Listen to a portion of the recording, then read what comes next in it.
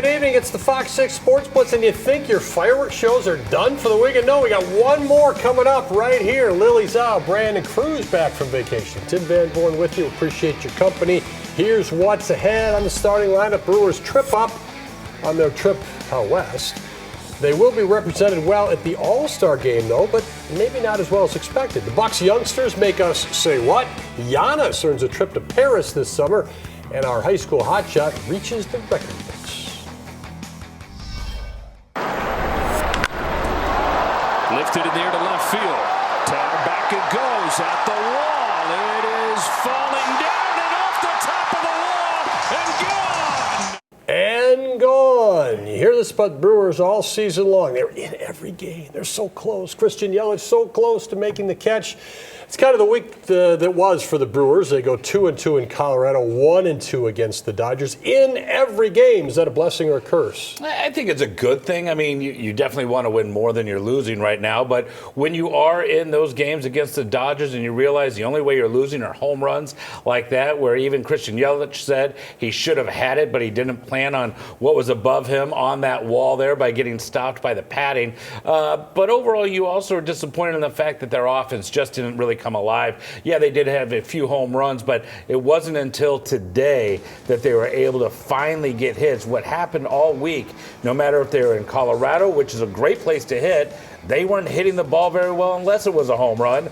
In LA, the same kind of thing. Even though they were in the game, they would give up late home runs. So to me, you look at this and go, okay, there's a lot of work to be done still. We are not yet with the Dodgers or the Phillies when it comes to the elite of the NL. They do avoid the sweep on Sunday, though, which I think is important, much as they did in San Diego, and then they came back and played some pretty good baseball, Lily.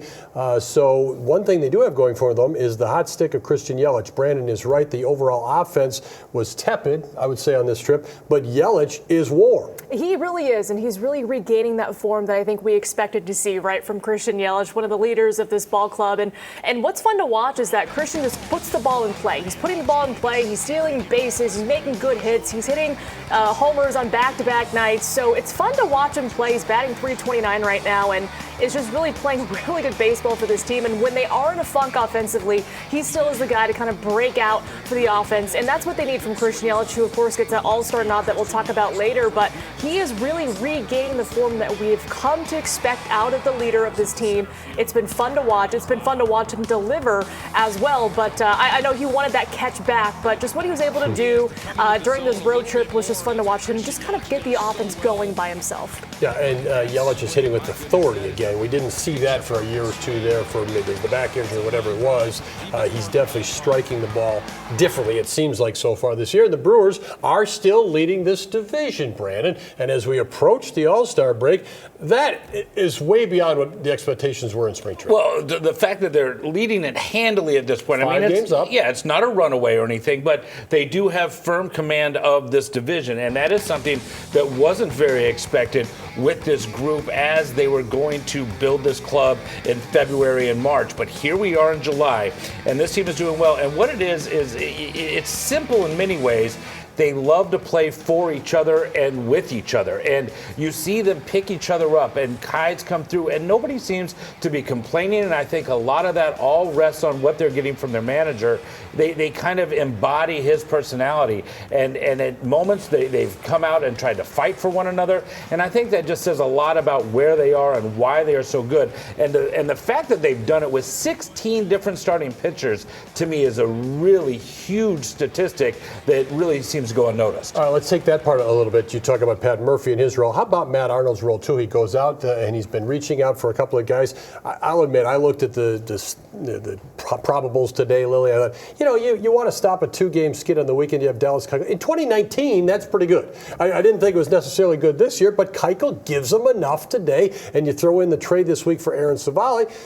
You're changing the look of the rotation with veterans. You are, and it's kind of like Matt Arnold is finding these diamonds in the rough and really just repolishing them and really putting them in the rotation, and they're pitching really well. And that's what this team needs, right? When one guy goes down, they add another guy who's a veteran, and they're not bringing in younger pitchers. They're bringing in guys who've really been through it before. And these guys come in and they pitch well. I mean, who thought that Austin Savali would be striking out Shohei Ohtani, right? 3 times, no less. Dallas Keuchel coming in today, like you mentioned, Tim, and he does his best with 4 1/3. So you like that they're able to bring in these pitchers who need to kind of get like a new sense, a new team, right? They want a change of scenery, per se. And they do so well for the Brewers, and they put up those good contributions, and that's what's helping this team win, right? You're kind of thinking, how is this team still in first place in their division with 16 different starting pitchers? They're doing it because these guys are just finding ways to win, and Matt Arnold is really finding those really good guys. And Keuchel's always been a great fielder. Savali keeps his defense on their toes. That's helped this Brewers team, no question about it. I think those guys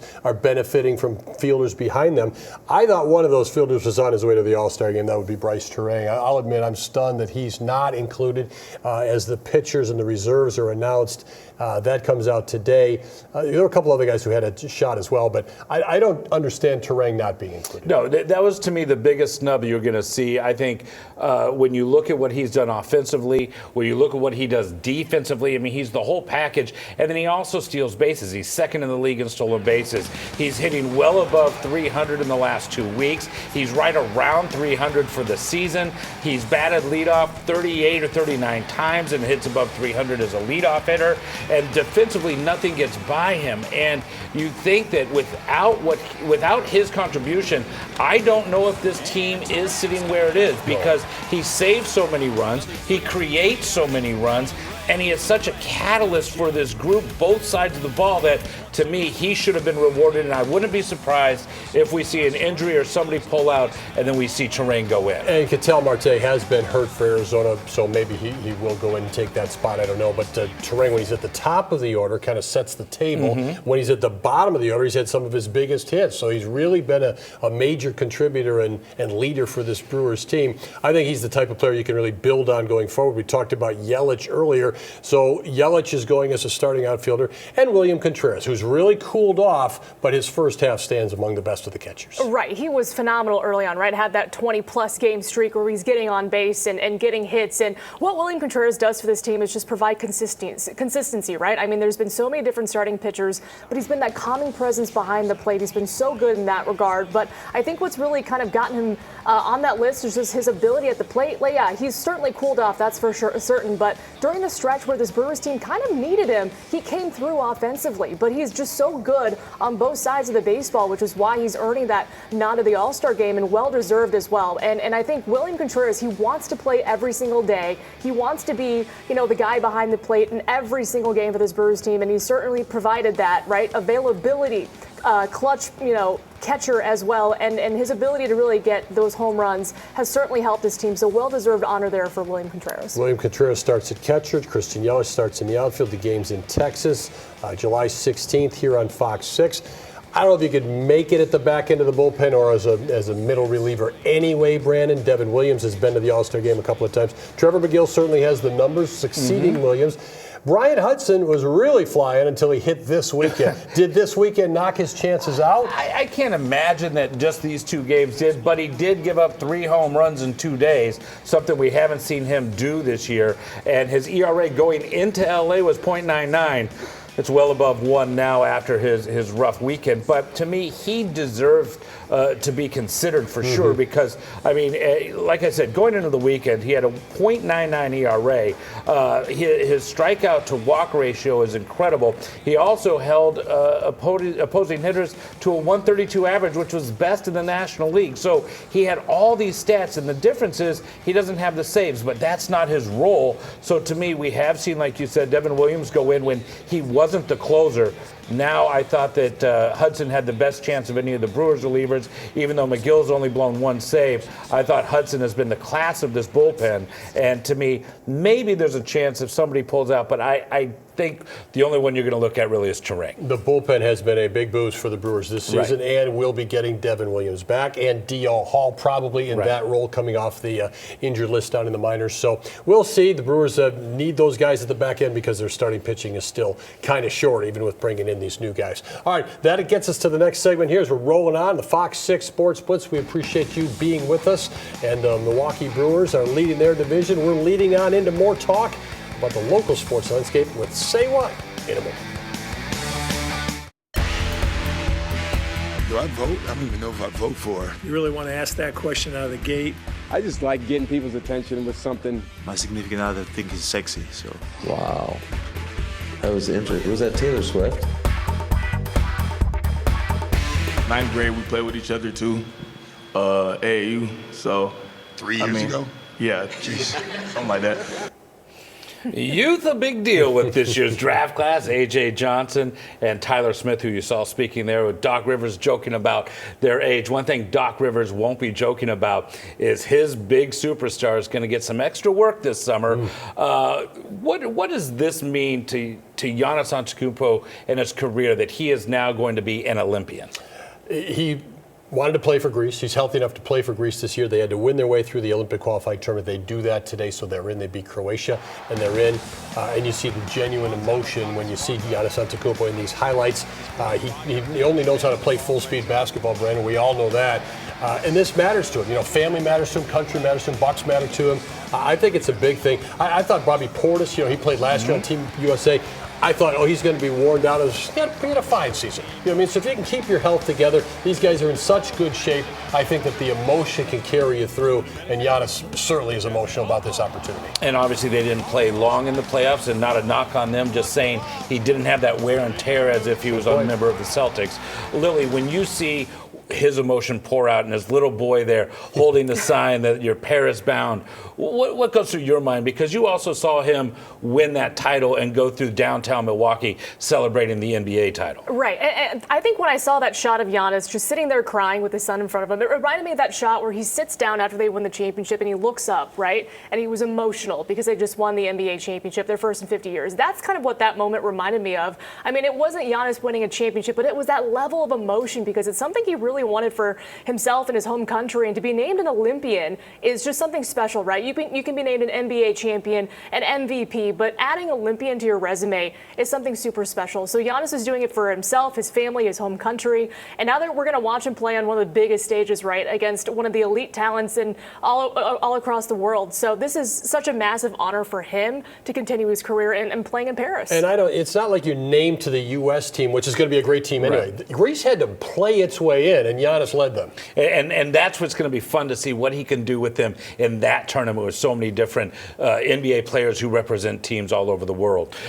Shifting gears to the Bucks, one of the things that was interesting with knowing their roster's pretty full, they still did have some free agents to bring in this week. Did any of them stand out to you that will make an impact, or are these still lesser guys and just maybe role players? My guess is Taurean Prince ends up making an impact. He played a lot last year with the Lakers, played a lot in the NBA over his years. He was with Mike Budenholzer in Atlanta. Just a steady, big body, knows how to play, can pretty much adapt to what you need him to do. I think he's going to be one of those guys who's on the court more than you might expect for a signing of this money.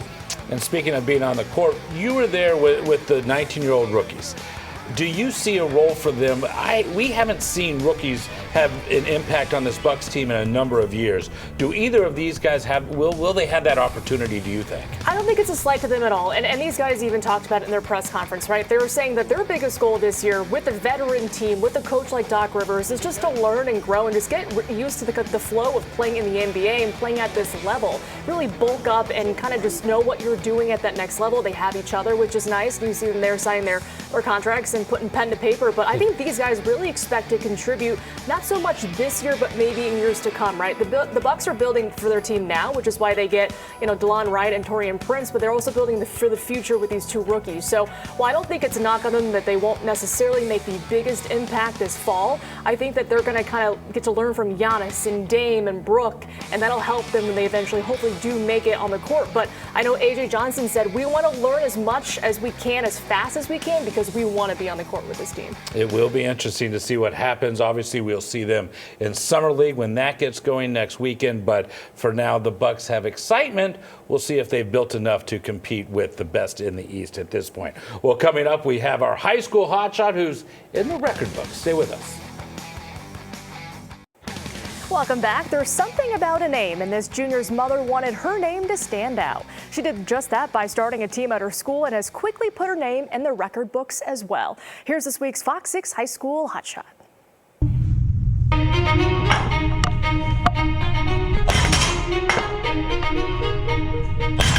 Hi, I'm Arden Hyatt. I'm a junior at Palmyra Eagle High School, and I'm on the powerlifting team. When I was younger, I was really skinny, and I wanted to gain some confidence, and so I thought that coming to the weight room and getting stronger would help with that. Freshman year, I wanted to be a 12-sport athlete in high school, so meaning you had 3 sports in the school year, all 4 years. I needed a winter sport to do that, so I asked my mom about making a powerlifting team at our school. She's a personal trainer, so since she knew a lot already, I wanted her to help me more. Arden Hyatt on platform 1. I hold 2 state records. I have a state record in my overall total and then in deadlift. I'm hoping within the next 2 years that I, again, get on the podium for state and get on the podium for nationals. And then I'm hoping to make it to Worlds one day. Again, I've set the goals for myself of wanting to be the strongest girl to walk in our school. If we would go back in time like 3 years ago from today and you would have told me I'd be at the level that I'm at right now, I probably would have said you're crazy and that I would never get there. So I have 5 brothers, and it was just the 6 of us growing up for so long. My dad wasn't in the picture, so it was all my mom. She helped us literally with everything and got us to the point that we're at today. But just the fact that she was able to do it all by herself has made me realize that I want to be like her, and I want to grow up to be as strong and independent as she is. Hi, I'm Arden Hyatt. I'm a junior at Palmyra Eagle High School, and I'm a JV National Powerlifting Champion. And I'm this week's Fox 6 High School Hotshot. And outside of powerlifting, Arden appreciates her role in Student Council and Hope Squad because it allows her to help other students who might be struggling with life issues. She also feels that sharing her experiences has been very beneficial as well. All right, we'll be right back. All right, we are back. So are the Milwaukee Brewers. An off day on Monday. That's something for them to celebrate, but then back in business, Brandon. Yeah, and it helps them because they have that late flight from L.A. today. They're probably just getting in. And, yeah, then they have the Pirates. And the Pirates have been playing very well this season. Lately, up and down, but Rowdy Tellez will be coming back with this team. And that's a Tuesday, Wednesday, and Thursday afternoon matchup.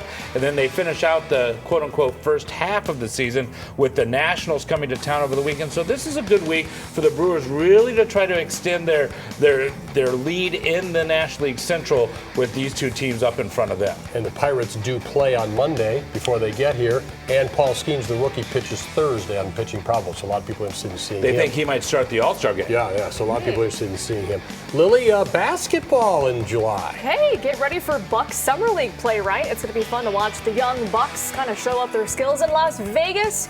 Bucks tipping off action against the Bulls on Saturday, then the Cavs on Sunday. Just a good opportunity if you're out there in Vegas to enjoy the summer out there, to go watch some basketball and some Bucks basketball at that, and we'll see kind of what rookies really make their names known on the court. And it's interesting time of year. A lot of players that we're familiar with do catch on at various places. I know Jack Golke is playing starting tomorrow, right? He's with the Thunder. Oklahoma City. Tyler Wall was added to the Timberwolves roster. So, you're recognizing the former Badgers, so you're recognizing some of these guys and seeing what they can do at the next level. It's a job audition, let's face it. Well, and if you think about what we saw last year with the Bucks, that's where Marjon Beauchamp really made a big leap forward from what he had done his rookie year. And so when you see guys like that, it kind of gets that excitement going for what you might see come October, November, and December when the Bucks really start to get going for real. Certainly for fans, and then Marjon Beauchamp never played. And then Doc Rivers comes in, he never plays rookies anyway. So it's tough, right? Because that's That's the narrative. But, I will say this, though. I'm intrigued to see what the rookies do. A.J. Johnson, Tyler Smith, how much time they get on the floor, and kind of what you can expect to see of them in the future, right? And kind of what roles they carve out on the court, because that'll be intriguing to see kind of, the Bucs drafted these kids for a reason. What can they do? Right, Let's see it. And let's point out, we also know it's the beginning of July. The Packers are coming. They're going to start earlier than usual this year. The Badgers are coming with football expectations. That's all going to be really upon us pretty quickly here. So these might be the summer days, but stuff is coming, no question about that. We appreciate you joining us tonight. For Lily, Brandon, Tim, take care. Have a great week.